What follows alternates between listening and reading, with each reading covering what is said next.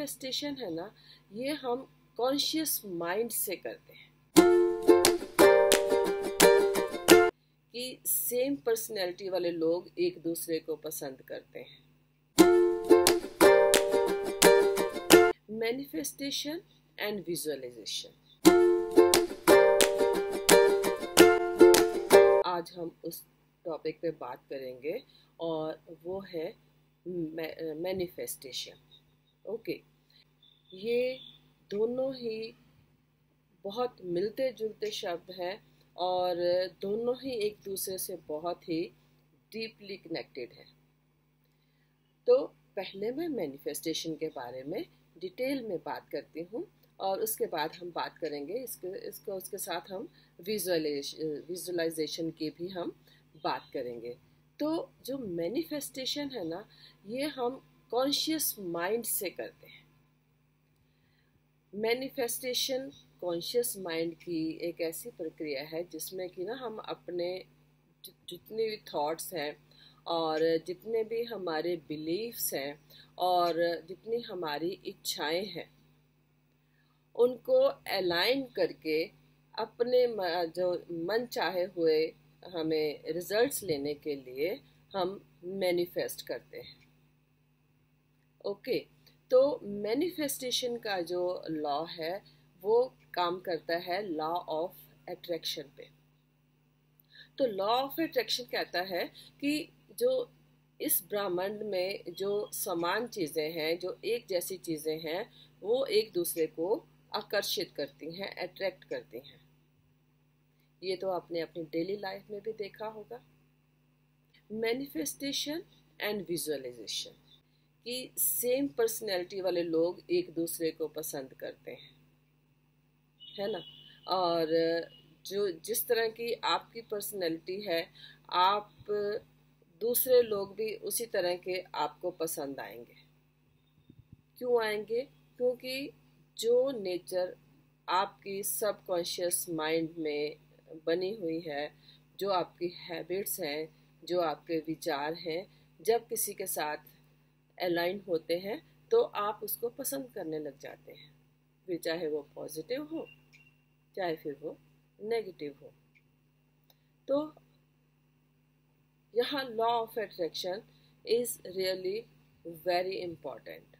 तो अगर हम लॉ ऑफ अट्रैक्शन को मानते हैं और समझते हैं और उसको अपनाते हुए मैनिफेस्टेशन को के रूल को समझते हुए हम कुछ चीज़ों को अगर अच्छा करना चाहते हैं तो इट इज़ पॉसिबल।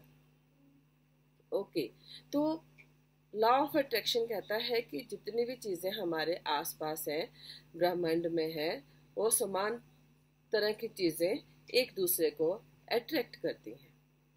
ओके, तो ये क्वांटम फिजिक्स का एक सिद्धांत है जिसको सब मानते हैं और इसके बहुत सारे एग्जाम्पल्स दिए जा सकते हैं और इसको ये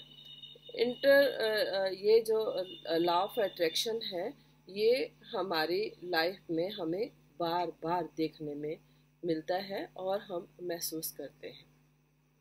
तो ये जो हमारा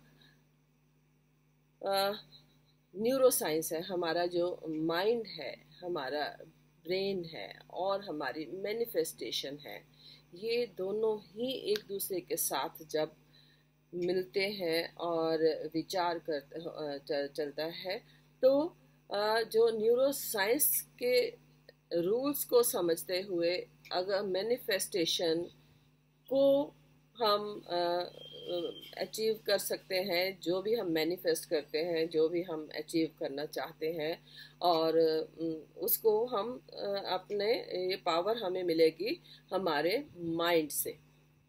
ओके, तो जो न्यूरो साइंस क्या कहती है कि न्यूरो साइंस में बहुत सारे लोगों ने बहुत सारे एक्सपेरिमेंट्स किए हैं न्यूरोप्लास्टी के ऊपर। जब बहुत सारा काम किया गया तो ये समझ में आया कि न्यूरोप्लास्टी के द्वारा हम अपने विचारों को, हम अपनी इच्छाओं को बहुत ही ईजिली चेंज कर सकते हैं, लेकिन तब अगर हम चाहें, मैनिफेस्ट करें।